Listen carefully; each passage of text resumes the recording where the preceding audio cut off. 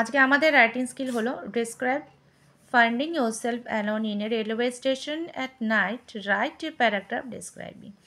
তুমি রাত্রেবেলায় একা রেলওয়ে স্টেশনে ছিলে এবং সেই রাত্রি তোমার কেমনভাবে কেটেছে সেই বিষয়ে তোমাকে একটি প্যারাগ্রাফ লিখতে হবে।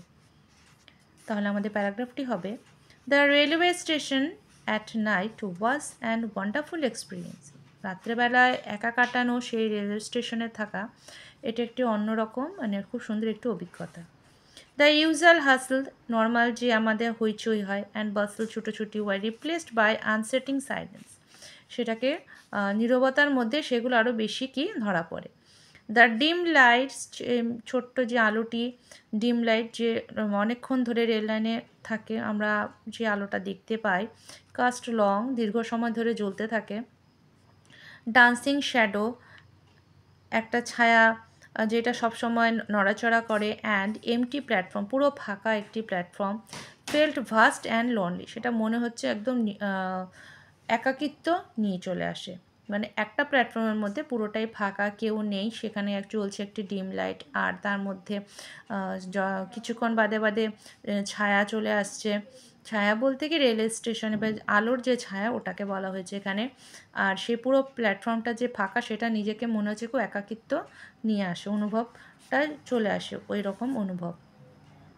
এভরি স্মল সাউন্ড, সব রকমেরই আওয়াজ তখন ইকোড লাউডলি, মানে ছোট্ট একটা পিন পড়লেও খুব বেশি মনে হচ্ছে আওয়াজটা বেরোচ্ছে, শুনে বলছি echoed loudly.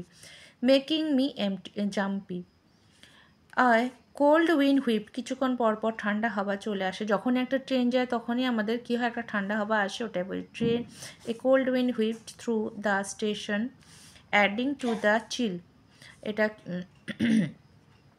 It fell like a scene from a mystery novel, এটা ঠিক এমন অনুভব হয় যেন একটা উপন্যাস আমরা পড়ছি যার মধ্যে একটু রহস্যের গন্ধ থাকে, ঠিক ওরকম একটি অনুভব আমাদের মধ্যে চলে আসে, যে হঠাৎ করে একটা দমকা হাওয়া আসে, ঠান্ডা হাওয়া, সেটা আবার চলে যায়, সেই জন্য এটাকে উপন্যাসের সঙ্গে তুলনা করছে। অ্যান্ড আই ওয়াজ এগার ফর মাই ট্রেন, আমি আমার ট্রেনের জন্য অধীর আগ্রহে বসে থাকি। টু অ্যারাইভ, সেখানে আমার নিজের গন্তব্যস্থলে পৌঁছানোর জন্য।